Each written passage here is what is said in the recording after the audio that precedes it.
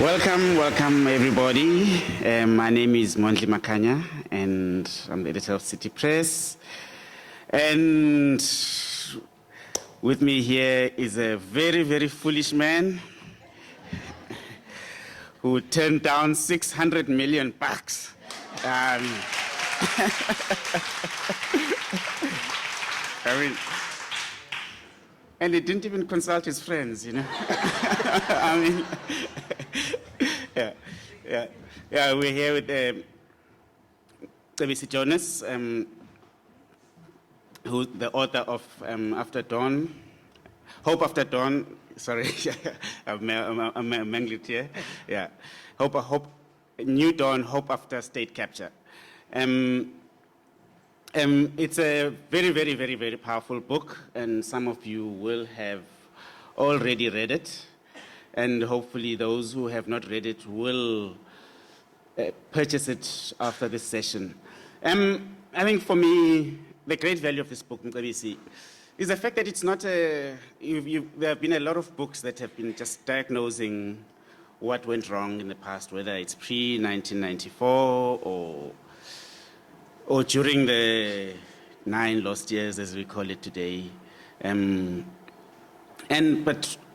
there's been very little in terms of diagnosing South Africa, going right back to kind of like all the structural problems that this country faces, our economy faces, and obviously the economy, the structural problems in the economy manifest themselves in many, many different ways.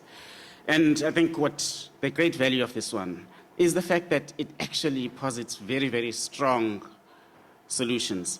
And not just pie in the sky solutions, they come from somebody who has been on the outside and on the inside, and who's now on the outside and able to diagnose and actually posit some very serious thought and apply solutions to the intractable problems, the seemingly intractable problems that we face.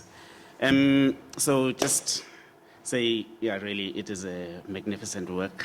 Thanks. Yeah. Thanks, Mike. Yeah, so I just want to start by saying, firstly, to the Capetonians, about the fact that I've been suffering from hay fever in Johannesburg, and I came here last week, and it was raining, and I was very excited because obviously the rain washed everything away, and then I was excited to come back again, and then I find this kind of weather really now. Yeah. So Mcebisi, I just want to start with the events of last week, which I think very much speak to some of the results of the state we're in right now and the social problems that are a result of our economic stasis and the trap that we're stuck in. How would you diagnose the events of the past week? Look, I mean, if you start off with what many people have called xenophobia or xenophobic attacks, I think there are a couple of points to be made around what is the basis. Clearly, they still confirm what we diagnose in the book. I mean, about the depth of unemployment, inequality, lack of growth, and huge exclusions of a vast majority of South Africans from the economy. And that's the basis for that. And I can talk more about what is the nature of the political and economic crisis we're in. But that's probably the first part. I mean, it creates all sorts of social deformations, and it eats into social capital in very serious ways. But the second part, I think, if you specifically talk about the so-called xenophobic attacks, I think there are a couple of points to be made. And I listened recently to former President Thabo Mbeki talking about it, and I think I tend to probably agree with some of the points that he made. The first point he made is that actually to say that it's xenophobia is actually pretty much not accurate, actually, because there are a couple of things that you need to look at. And in part, I think those areas that are affected by these attacks are probably nests of criminality, generally speaking, drugs, prostitution, and a whole range of other things that happen in those areas. The second part is actually a problem of our policing. I mean, it's clear that there is a correlation and collaboration between these criminal elements and the police over time, over an extended period. I mean, and I come from an area where you would know that there's a street that deals with drugs, and the police will know, you see, there are vehicles parked there from time to time, and so on and so on, because there's a connection. They extract rents out of criminals, essentially, in many of these areas, as it were. And that's the second part of that. So that creates a basis for all sorts of social reactions by communities frustrated because police are not intervening and taking policing into their hands. And sometimes the police themselves, if they don't get what they want, they instigate all sorts of reactions and create an environment of that nature. And I think our criminal justice system have suffered, and we must contend with that. That actually we have destroyed the capacity of our law enforcement agencies in a deep sense. I mean, somebody was telling me recently that if you go to the Hawks today, you probably have one or two financial forensic experts, and look at the crimes that they have to deal with, and as it were. So part of the consequence of the Zuma years has been the weakening of the security cluster in government. But also there's been a correlation and a network between the political elite, the criminal elite, and of course the security guys. So you have a problem to contend with in that sense. So, and I don't see how at least government seeks to improve our security cluster and build capacity. A lot of work is being done, but I think we must contend many communities, social vulnerability has increased precisely because those structures have been weakened. Now, again, I'm saying if you talk about the violence against women, etc., we're becoming a seriously violent society. Because generally, I think, apart from unemployment, etc., the fact that your social security system is also very weak and floundering, it creates all sorts of, again, deformities that express itself in all sorts of ways, including violence against women.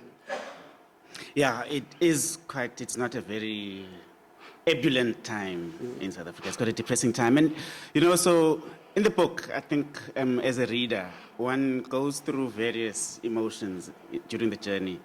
And at the beginning, you pose 8 very serious challenges, economic challenges that the country faces, crises in a way, economic crises that the country faces, from basically inequality, stubborn inequality, to the low growth trap, to inequality, to the youth that is not prepared for this future, and the fact that we are getting left behind as the world progresses. But then you move on, and during the course of the book, you get to solutions. You dwell a lot on solutions, which is, as I said earlier on, is a great strength of the book. But then there's a point where you get to the end and you think, okay, but somebody has to do this. And it's not going to happen on its own. And part of what you have just spoken about now is a state that's incapable. And there is a need to build a capable state to lead us through that journey. Look, I mean, Mondli, let's face it, I think we've gone through, and I know that like many countries and societies in a crisis like what we have, we always look for heroes. And I think I guess a sense that we are in that kind of situation where we are in search of heroes. The reality of the matter is that I don't think that our situation necessarily requires heroes. It would be nice to have 1 or 2 heroes. Because also we have a broad crisis of leadership across society, if you think about it. And then I was watching, the responses to, I watched the funeral yesterday of Uyinene on TV, and you listen to the speeches, etc., and actually you ask yourself, where are we taking the country to?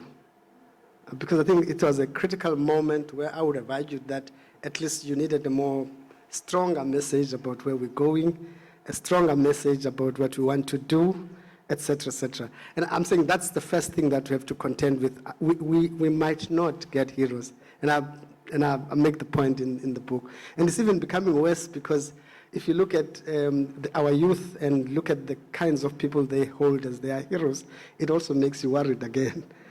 because again, when I grew up, I knew who my heroes were. I mean, I was looking at Owar Tambo, I was looking at Steve Biko, and I think if you think about it, and somebody said the people the youth of a country see as heroes tells you about the future of that country. So that's the second problem that I think we have to deal with. But the third problem is that I think we need to break out of the entrapment with party politics and actually realize that citizens are a powerful force. And how do we activate citizenry into first realizing that there is power embedded in citizens is probably the big question that we must all ask ourselves. But more importantly, I think we need citizens to determine what happens. And I always go back to a moment when, was it before President Zuma stepped out, a meeting of the NEC, of the ANC. The whole country was like waiting, what is going to be the outcome of an ANC meeting? And you had about 80 people, if I'm right, meeting, discussing, and probably half of them not very great. And debating and discussing about, and all of us were waiting, what's the outcome of that? Because on the basis of the outcome of that, our plight is saved or condemned. And that's actually a very serious problem. And I think that we probably need to build a different mentality that could create new alignment, firstly, but also ensure that we actually effect changes in our political parties through mass mobilization, through actions of citizens and citizen formations of different sorts, and try to reshape the future of the country. And I'm saying that's where I think we should trust.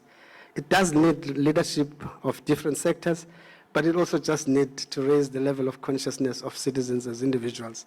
I think just all of us understanding that there is power in what we can do. There is power in the X that we put on a ballot paper. Again, I was making a joke about an old woman in Graf Reinet I met. She was complaining that the guy next door who was a criminal, a known criminal, has become a councillor. So she was complaining bitterly about this guy. He says, he used to keep us bed and so on and so on and so on. So I asked her, but how did he become a councillor? So this auntie looks at me and says, no, we voted him. So I asked her, but why did you vote him? And then he said, no. She said, no.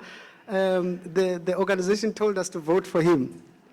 And that's, I think, how we kind of subjugate the plight of the nation to self-seeking political parties and individuals, as it were. And I can assure you, politicians will always take advantage of the problems we're facing. It's either they will jump and take the platform when there is a crisis around these things, or they will actually pretend as if they champion some of the things society is talking about. I think we need to find new mechanisms, new ways for social agency. Yeah, like you speak about that, and just in the past couple of weeks, Finance Minister Tito Mboweni and Treasury did table a document which you may disagree with and disagree with parts, agree with some parts. But what has happened was that it's something that is likely to die within the ANC alliance, because already ANC alliance people have spoken out against it. And you do point out that we have an obsession. You point out in the book that there's an obsession somehow with the centrality of the tripartite alliance, and that is essentially where ideas go to die, and there's very little innovation that can come out of there. Yeah, of course. I think you're right. We kind of make the very point that says, if you look back, since from '94, probably it's only Gear that made an attempt. What Gear was that, if you remember that document, that strategy adopted by President Thabo Mbeki. But generally, with RDP died, with RDP, not the Revenge of the Dark People. The RDP died because, I mean, whatever reasons were there, maybe some of them good, some of them bad, I don't know, but it died because of internal debates and so on and so on, so never got implemented. Of course, some parts maybe got carried into. Then you had Gear and Gear, contestation around Gear. And if you think about it, ever since that time, government has not been able to create any tangible, sustainable plan, precisely because every plan is contested. And somebody, if you think about NDP and I think, and then I can ask in the room what is chapter 1 of the NDP. Probably you'll have 2 people saying, "I know chapter 1." A very good document, well written, and good poetry. Again, it never saw the light because of the contestation, and et cetera. And apart from the manner in which the finance minister introduced the document, it's likely to kind of suffer the same fate, as it were. And yet, as a country, we need a new national agenda. We do need a new national agenda that combines and binds us to some common vision as a nation. And if we don't do that, I can tell you now that we actually kind of in a chronic state of decline. And where it will lead is an eruption, a social and political eruption one day, for those that are excluded, and the growing hatred for elites, etc. And that's the problem we need to confront. And all of us, whenever we're sitting, I think we need to think about how do we kind of push this thing. And if those who think that the ANC is capable of fixing itself, I think that's a pipe dream. Because it's not. So we need society to kind of force the fixing. But that's a bit romantic, don't you think? I mean, because I think, you know, the society rose up. 2016, 2017, society rose up against an individual, in a way, who was bad. You could individualize and personalize the problem. I know you have a problem with personalizing issues around that particular individual. But the thing is, like, society was mobilized against something called state capture, as personalized by that guy and that family. Now you have a vision that you need to mobilize society around. How do you do that without political leadership?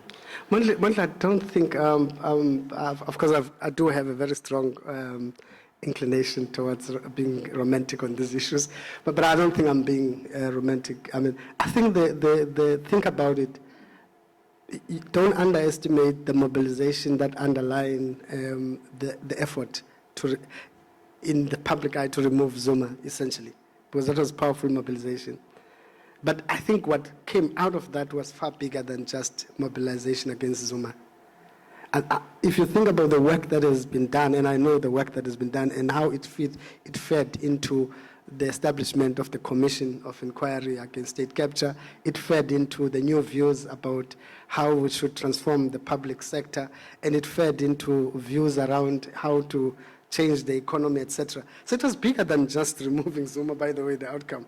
I mean, government, if you think about it, most of the stuff that we're talking about today, about what should we do with inequality, SACC went into a major exercise to pull together what they call the platform for national convention, for a discussion on the national convention. And the content of that, talked about national healing as an issue and so on. So what came out of that out of that focus on that individual, which I understand we don't want to mention, but was bigger than just that. But it shows you that if mobilized very well, society has the power. And what the weakness of the pre-Nasrec mobilization was that, by and large, I think the bulk of it was about saving the ANC, quite frankly. I was involved. There was in this kind of notion that if you remove this person, you would have saved the ANC and so on, which was, I think, a mistaken notion. And as a result, as soon as the new president came into power, many of these forces demobilized. By the way, they are mobilizing now. I must say that. They have started to talk, and there's a discussion again to say we can't allow things to slide the way they are. People are talking about what should be done in education, what should be done here. And I'm just saying that that needs to be taken to the same level and of discussion and mobilization, and where we kind of galvanize civil society in the first instance, but also citizens broadly around some of these issues. I mean, some of the education NGOs now are putting together what they call the Education Charter. And hopefully they are going to go to the public around the Education Charter. And basically it says, this is how we need our education to be changed. This is the kind of schools we want, etc. So those kinds of things need to be given more impetus. We need to find mechanisms for supporting them, and we need to ensure that those voices are heard more strongly. And that's, I think, what we need to sustain to change things. I mean, the students, I mean, what they marched to Parliament the other day on gender-based violence, good effect. I mean, good effect. Got politicians out of their offices into addressing students, etc., etc. And we need to think through what are the other mechanisms that we can use to do that.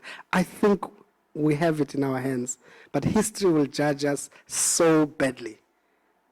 To say that during our own time, we watched all these things with our eyes wide shut and did not do anything, really. I mean, that's the point I'm making. I mean. Yeah. And I think because we're in this negative space, we mobilize against. And whereas actually, there are, in the book, there are examples of countries which were, by the way, strongly led. I'd like to talk briefly about those particular countries. They were strongly led, and they were able to mobilize around common visions. And there were very spectacular results that came out of that. And I suppose we need to find that thing as well. Yes, we do. I mean, we do. I mean, if you can just speak about those. Look, I mean, yeah. If you take Singapore again, strong leadership matters. Obviously, it matters whether you look at it in whatever way. And I think the problem with our system, as it were, is that until we actually have reach a point where we have truly state presidents, because sometimes we kind of have party bosses in state house. And that's different from having a state president, because the state president is like bigger than the party and embraces society and gives leadership to society. And maybe we're moving towards that direction in a very slow pace. But I think, for me, the success of breaking the kind of patronage networks, growing the economy, etc., etc., it does mean in part looking at party unity, party strength in a different way. And I think that's the dilemma that I would argue that the ANC leadership is facing. Spend the next 5 years trying to fix the ANC and leave society to falter and decline, or focus on building society and economy and strengthening democracy. And as you do that, hopefully you would be able to impact on the strength of the political party, because at least people will see you're doing something.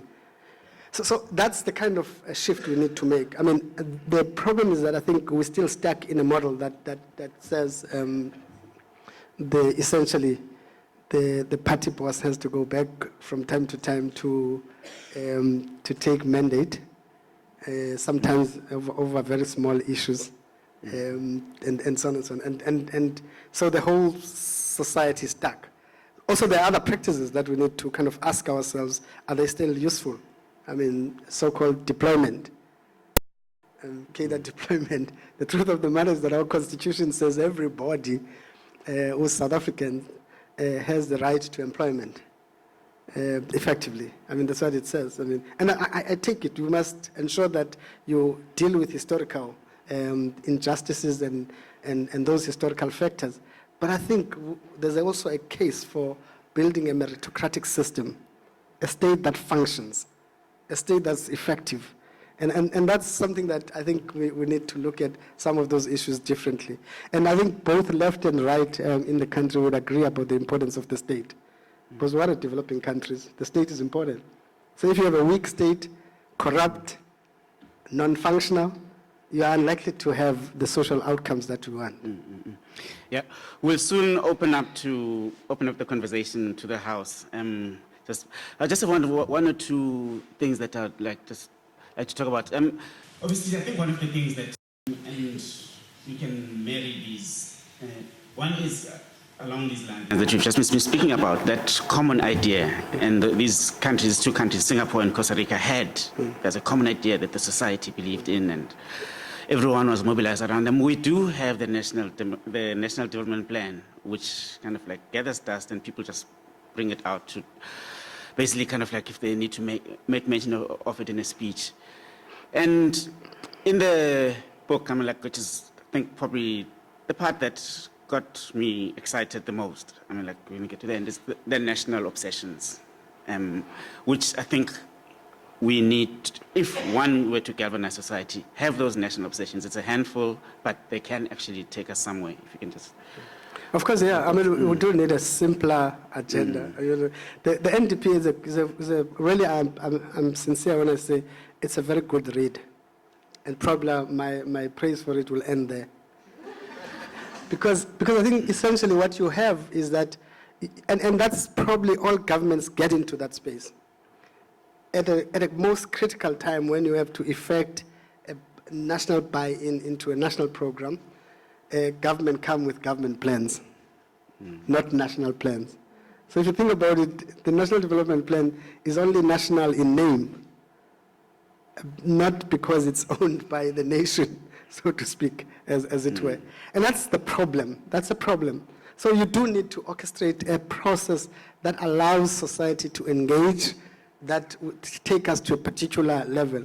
And for me, my argument is that I don't think there could be disagreement on the importance of growth, inclusive growth, and dealing with inequality around that. So if we can build a bit of obsession around that, every South African takes that seriously.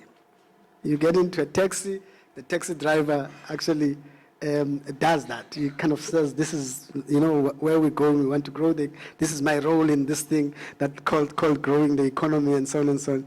And so the second part is like creating an obsession around improving public education. Because I mean, our schooling system is actually, it produces the same inequality, because we are running almost a dual education system.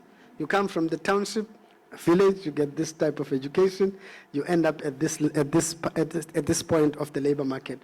You can't have that. It's not sustainable. It's not sustainable. So we need to find a mechanism of actually having an obsession as a nation to say, how do we make our schools function better? Now, to do that, you do require a whole range of trade-offs, as it were, around how you train teachers, what do you expect of teachers, and education is important, because I always make this point that one doctor told me that his problem is minor, because if he makes a mistake, the mistake is buried 6 feet underground. But if as an educator you make a mistake, it roams the street and haunts us. And that's how significant education is. The third element is around the state itself, like trying to build a more capable, a more dynamic state, and so on. So you can't continue to use the state as an employment agency, because jobs must be created in the economy by activating and dynamizing the private sector. And so that you look at the state in a slightly different way, that it's a mechanism for coordination, facilitating investment, ensuring that all of these things happen and are monitored, et cetera, et cetera. And understandably, the transformation has been driven pretty much by the state for obvious reasons, because in the stagnant economy, the space for new entrants is sometimes blocked. But the reality of the matter, that role is a facilitating role. It's not a role that says the state. I used to sit in meetings where we are counting employment, and the first thing we count, Department of Health, how many of you employed? Department of Education, how many? And so on and so on. Then we consolidate, we say this is a number of employment in the economy. At least you should actually have a different approach, where you say, looking at the economy that's growing, that absorbing new employment, et cetera, et cetera. So it's those things. I don't think we might have a lot of fight as South Africans about the importance of good schools, unless we smoke something. It's legal now. So I don't think we can have a fight. I don't think we can have a fight around government running their hospitals better. I don't think there can be a fight around that. That's why when somebody talks about NHI, I don't even go into the detail of the NHI. I just say, who's going to run it? You can't run ESCOM. You can't run anything now at the moment, at least. You know what I mean? So you again build another component of something that you must run. And that's my worry about this thing, that actually we need to focus on those three things. At least get a national buy-in around them, and let's agree on the number of programs around them. And maybe let's agree around actions around them, where we say, this is what the state will do. We expect this from labor. We expect this from business. We expect this from society around these things. And if we can achieve something as simple as that, I can tell you now, we probably have a different thing, a different outcome. Let's face it, all political parties are in trouble in this country. I don't know which one is not in trouble. Except I don't know. But all of them are in trouble, generally. And the truth of the matter, they will continue to be in trouble. Because a simple thing like the funding model for political parties, we can agree. We can agree. Which I thought would be simple. Maybe let's fund a mechanism of funding them slightly differently, more transparently, etc., etc. So fundamentally, I'm saying society must clamor for this thing. But maybe if you are not hearing properly what I'm saying, I'm also saying maybe we need to revisit our electoral laws. I think, because I think that's probably another campaign that as society we need to take up, and about the electoral system in the country, which actually reinforces a scenario where democracy is skewed. Quite frankly, I question the legitimacy of all political parties.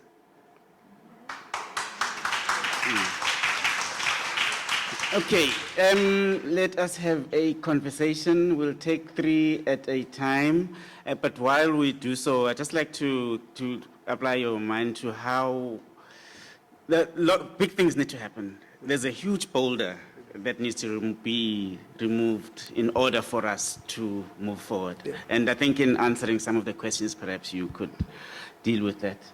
There's one here, and one here, and one at the back. No, there's a microphone there. There's 2 in front, but we'll start there. I like the example that you raised of Costa Rica. In 1949, they abolished their military. Since then, they've not had a coup and they've not had a war. My suggestion would be, let's start there. My question for you is foreign direct investment. If my reading of the media is correct, you are one of the people involved with that. The president is looking for 1.5 trillion rand overseas, but at the same time, the estimate of the cash reserves and other reserves in the business sector stand at 1.4 trillion rand. So actually, the money that we need is in this country. How do we get the business sector to join in all these laudable things that you talk about?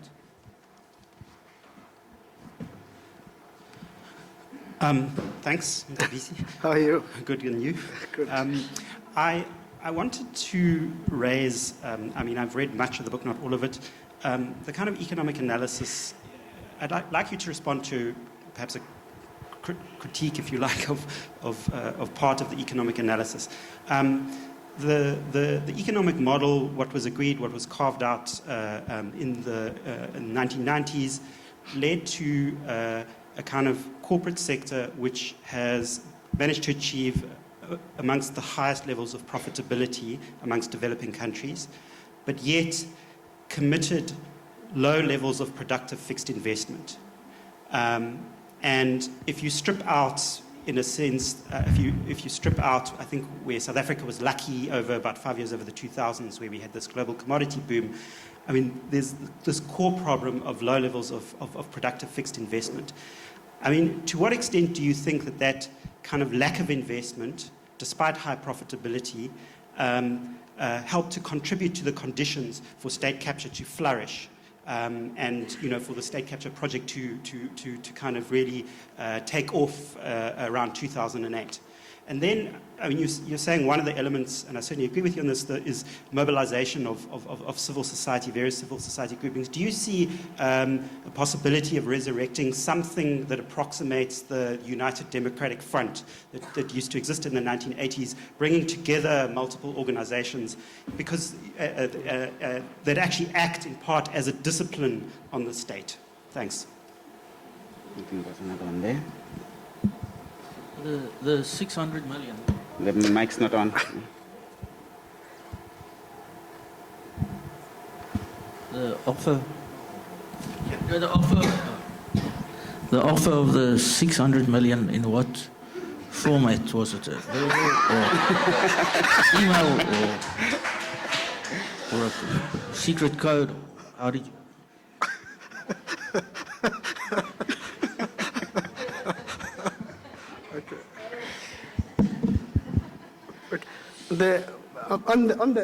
Probably the questions are related. I think both of them are related. I'm coming back to. I think there's a case for working with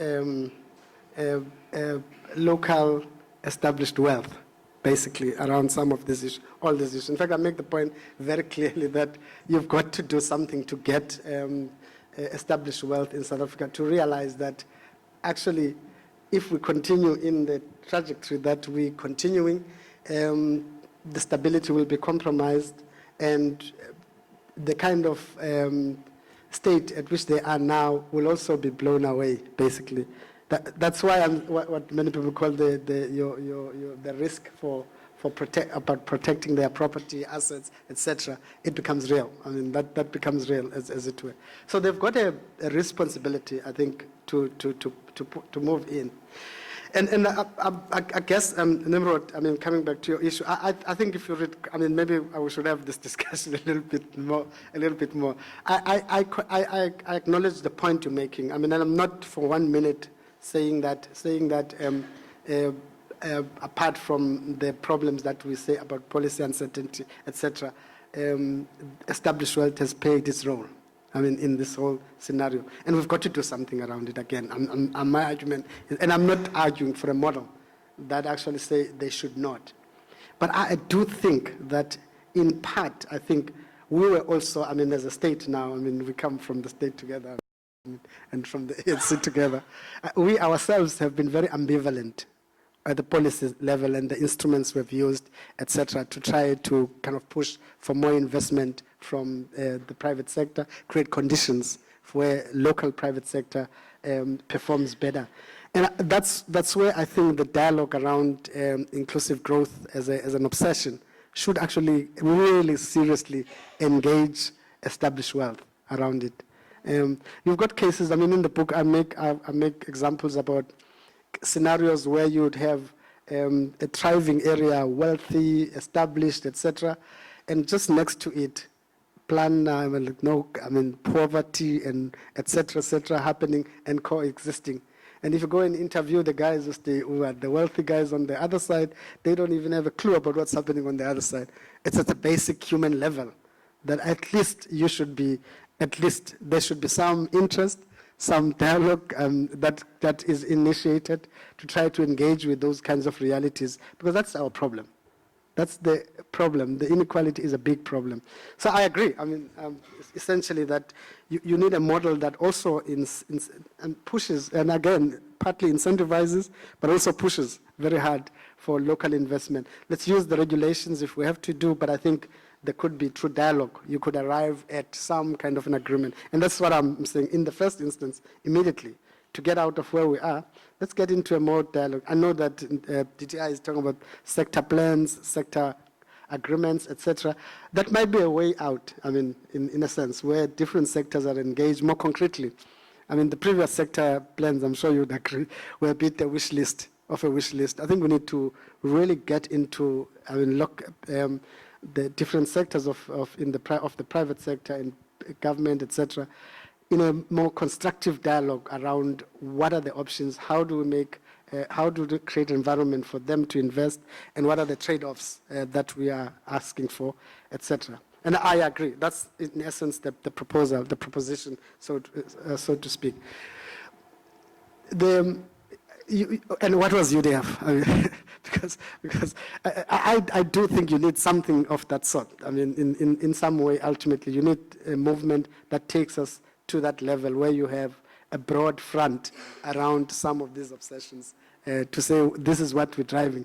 Now, if you think about it, it played its role. I mean, it established because it was responding to particular acts. It kind of evolved into a massive formation that included all sorts of groupings, etc., and of multi-class in character that was able to take us, I mean, forward in a very significant way. And we do need something like that. I mean, we do need to drive these things in that direction. Is it possible? I think it is. I mean, I still feel it is. I mean, maybe you are not replicating UDF, but I think something similar to that.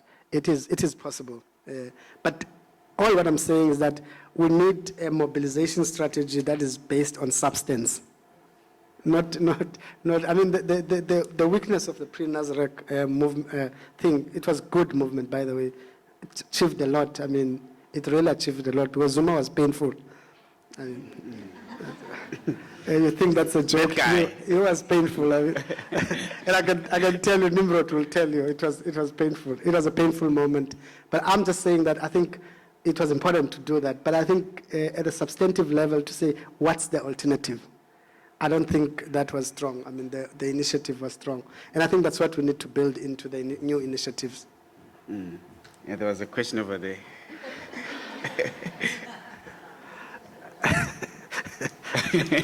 Okay, that's the answer. Okay, we'll take another round. I'll take one here and over there and... Oh, sorry, okay. There was one here, all right, and then... Actually, I wasn't looking at the top, okay. Let's do one top and another top. Okay. Mr. Jonas. Hi. Your mic, I think, is not on. Thank you very much for your wisdom.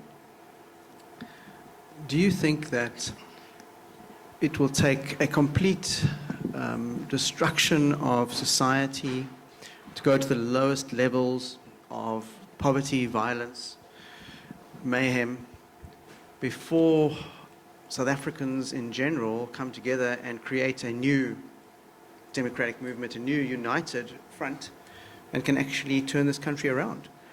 Or do you think we're going to head towards a Zimbabwe-like situation where hope is very distant and very elusive?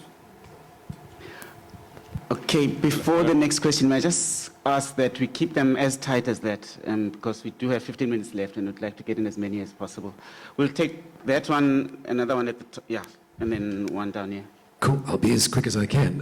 Mr. Jonas, my question is, given the number of people already employed by the public sector, add that to the number of people already receiving SASSA social grants, how do you feel about a universal basic income in this country? Do you think that that might break the scarcity mindset of our population and open up some mental bandwidth for some lateral thinking?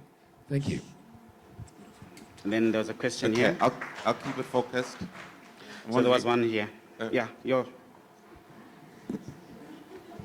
Another mic's coming to you.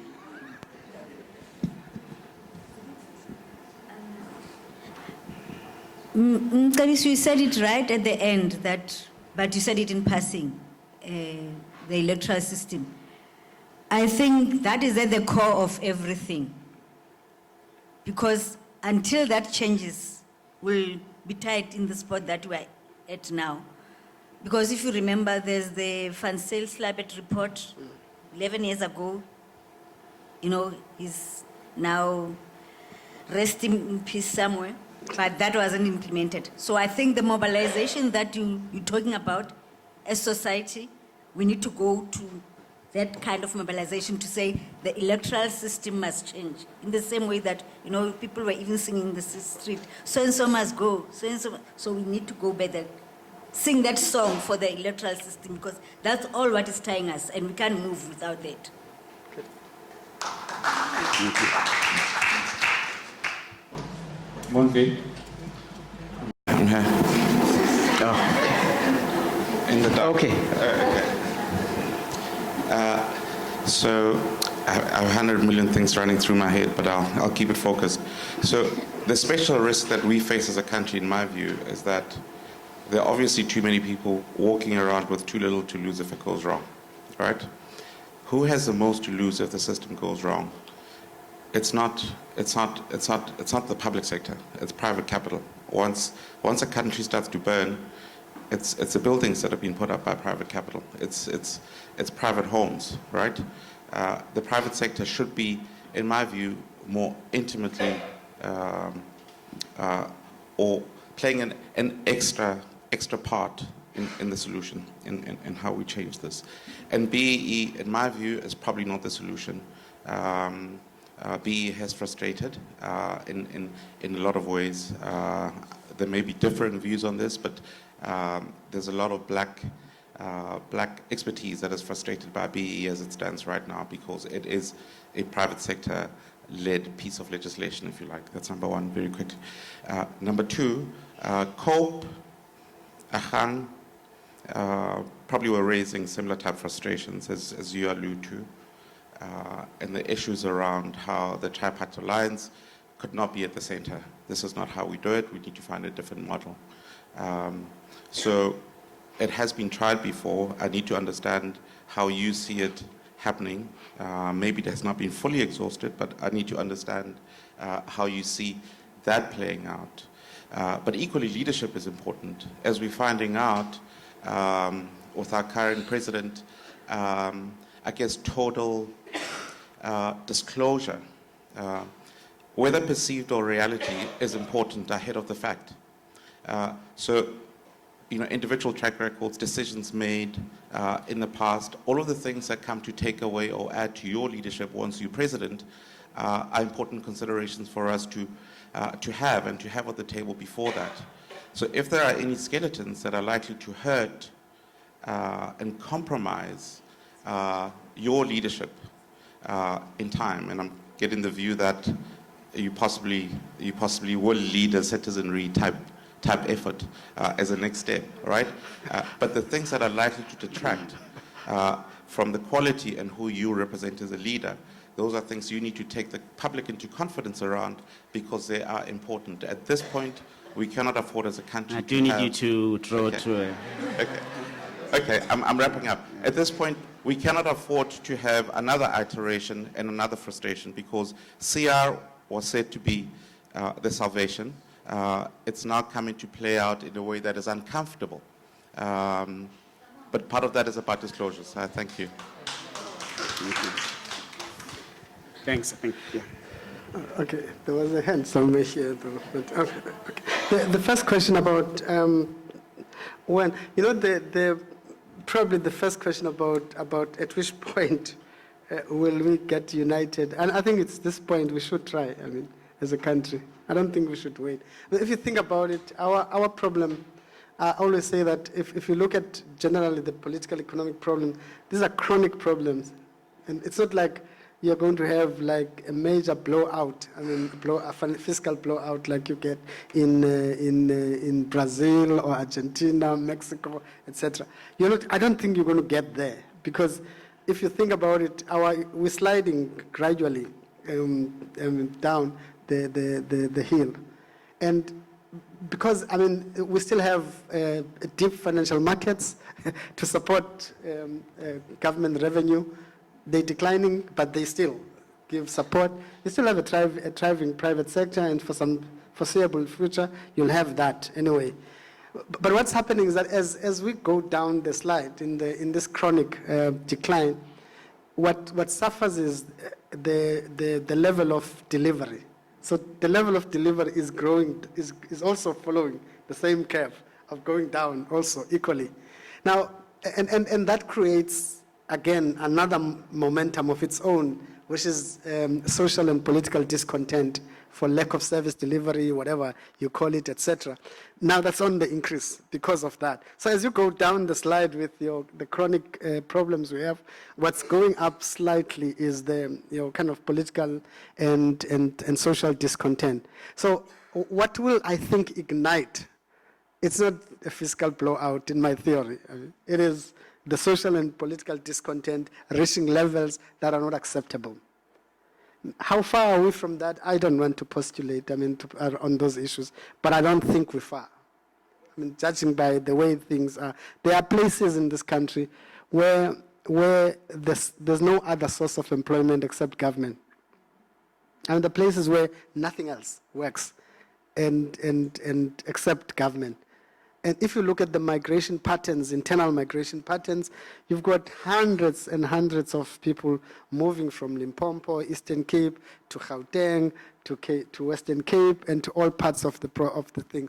And actually, if you look at the kind of the growing informal settlements that you have, they're growing. and walk around those informal settlements. Actually, there's absolutely no service, because it's impossible to manage and maintain that. So growth is a non-negotiable. We've got to grow the economy. We've got to do all of these things that we're talking about. So the point I guess I'm making is that you can't postpone the need for us to start talking openly about these things. To start, like, as society, whether you are in church, whether you are at work, you start engaging in a slightly different way with your workers, if you're a manager, other managers, executives in the corporate where you work, etc., to start talking about how do we kind of start coalescing our forces to prevent a situation where we get there. And I think it's now.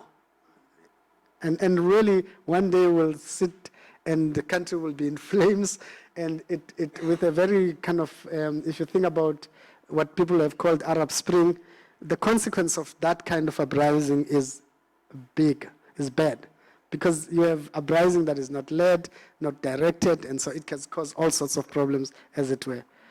And I do believe that if you talk about the problem of immigration in Europe, elsewhere, it's in part because of that, but also in part of because the way they treated Libya at some point. But that's a debate that we can have. But I think we're not very far, and we should be conscious. And South Africa is in a very strange way, because if you walk out the street, it looks normal. Really, people are just continuing with their business. But you need to cross the railway line, you actually realize it's not normal. And it cannot be sustained. We've got to do something about it. And we must do it now, not postpone it and say we'll do it and this thing. We can have this debate about universal income, basic income. In principle, I don't have issues with it, but I really, I'm traumatized. I'm at a point where I worry about any major scheme that we introduce to government that is not functional. And I'm not arguing I'm not arguing that I'm opposed to these things. Some of them are sensible, and over time, this is something that we must look at, etc. But actually, to introduce major programs, massive restructuring of programs in the manner that you're talking about, to a system that is not functional, that doesn't have capability, it is a recipe for disaster, actually. So I'm just saying, for instance, we have a lot of fiscal imbalances in the system. UIF still has big monies in it. It's about 80 billion. I think the last time I checked the reserves that it's sitting with, and the compensation funds that are huge, again, this thing. So you do have those imbalances. The danger is that jump for them, and you will see the consequences when actually you don't have them. And it's the same thing with argument about pension funds. What you do, want to kind of, and again, be sensitive to those things, because ultimately you mishandle pension funds. Go to countries where payment of pension is on the current account. So if the budget cycle is down, people don't get pensions. Because, after the Second World War, many countries were shifted to kind of fund a lot of infrastructure through pensions, etc. The consequences are dire. Many of them, of course, might survive because their economies are growing. But it's not always the case. If it's not the case, you actually create a problem for you in the future. So I'm just saying, be careful about introducing big schemes into a system that is non-functional. And that's my principle. You might find that once we're stronger, etc., we can look at these things and be able to implement them. Sissy, I cannot agree with you more. I think the electoral system in this country does need to be revisited. And I don't think it's going to happen, by the way, on its own. And I do think that citizens need to kind of really rally around and demand, and maybe we need education amongst ourselves. What is wrong with the current system? So that we understand what's wrong with the current system and try to understand what are the options that we have. I mean, the Van Zyl Sabbat report is an interesting one. Maybe we should kind of dust it up and look at it again and look at how we can implement. But I think in principle, I agree with it totally. That's where I'm sitting to in terms of positioning. I guess, I mean, you were making lots of comments about the risks for private capital. I agree. I mean, but I remember that's probably at the nub of it. I mean, if nothing happens, and if nothing happens, you cannot kind of introduce redistribution, restructuring in an economy that's not growing. It's not good for the poor. It is not good for private capital. So that's just my own philosophy, that growth and transformation are intertwined, and we need to kind of look at it. I'm not talking about, I mean, in the neoliberal view that says you grow and therefore transformation happen. It doesn't work in reality. It has to be a deliberate intervention, focused intervention that ensures that the kind of growth you're driving also kickstarts a process of transforming the economy. And I think you have a lot of theory. I spend a bit of time in the book around the theories around that, just to show the interconnection and maybe away from the traditional view, I mean, that people have adopted, what many people call the neoliberal view, as it were. I was actually very, on BE, we do need, really, we are right, I mean, we do need to revisit the model. I agree, I mean, we need more creativity around that, I think. But in doing that, we must acknowledge that ownership patterns in South African economy must change. But I mean, we're not saying that how you do it is critical, because you need to do it in a more sustainable way that's linked to growth, that's linked to productivity, that's linked to also employment, etc. Because at the moment, I think we approach this thing of be outside of that context of growth, employment, etc., etc. And I think I would argue that there's still a lot of room for that. On leadership, I agree. I mean, there's a case. I mean, we've got to look at leadership. I mean, but again, South Africa is not short of leaders. You know, it's not short of leaders. I mean, it's not really short of leaders. We do have leaders, I think. And when I went to a funeral, one priest was saying, our problem is that the price tags have been changed.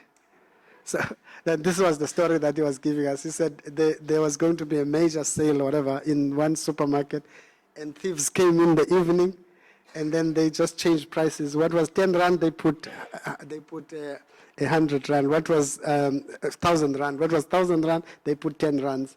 And so they did the whole thing in the whole store. At night, in the morning, they came back and they bought all the expensive items, which were the cheap items as well.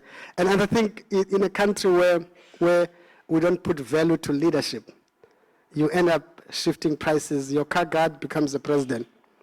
And so on and so on. So you have a scenario where you guys just continue to change and swap leadership and positions. And it's something that is across the board. It's not political only.